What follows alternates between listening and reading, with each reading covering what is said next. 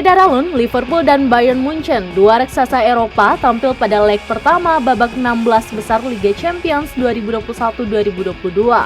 Liverpool berhasil meraih kemenangan, namun Bayern Munchen nyaris kalah di kandang lawan.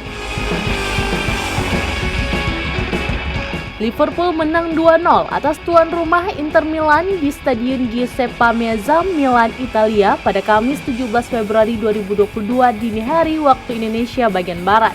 Dua gol Liverpool tercipta pada 15 menit terakhir babak kedua. Gol pertama pasukan Jurgen Klopp dicetak oleh Roberto Firmino di menit ke-75, sedangkan gol yang kedua dilesatkan oleh Mohamed Salah di menit ke-83. Kemenangan ini menjadi modal berharga bagi Liverpool untuk menyambut Inter Milan pada leg kedua babak 16 besar Liga Champions.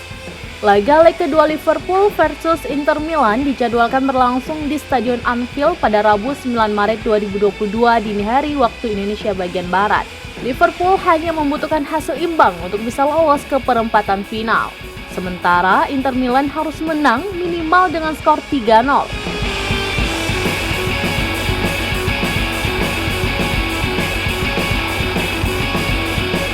Pada pertandingan lainnya, Bayern Munchen nyaris kalah di kandang RB Salzburg. Berlaga di Stadion Red Bull Arena Austria, Bayern kecolongan pada menit ke-21.